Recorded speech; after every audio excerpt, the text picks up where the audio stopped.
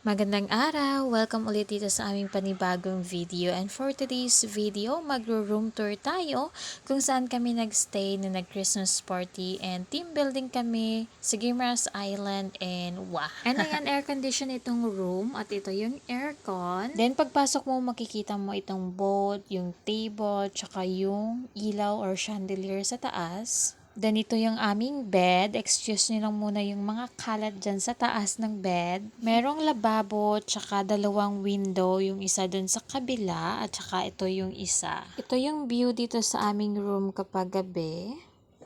Yan. And sa loob ng room, meron din ditong CR, shower, tsaka mirror. Ayan.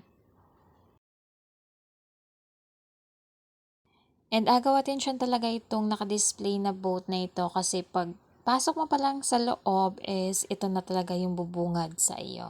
Ayan. And ayan muna, outfit check. Kasi nga may party kami niyan nung gabi. And yung team namin is red and white. And ayan, ito naman yung umagang kuha ko kanina kasi gabi. So ayan, ito yung view kapag maaga dito sa resort. Makikita mo dyan yung dalawang bundok sa harap.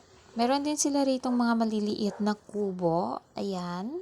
At may malapad na swimming pool. Charot, joke lang po. Hindi po yan swimming pool. Yan po ay palaisdaan. Meron dyang maraming bangus. At yung white na yan, dyan kami nagstay. Natulog ng buong Team Murphy. And by the way guys, just to let you know na itong resort ay hindi pa siya fully furnished. What I mean is that meron pa silang kailangan i-adjust, baguhin, idagdag, pagandahin yung resort. It happened na andito kami kasi family ng teammates namin yung may-ari nito.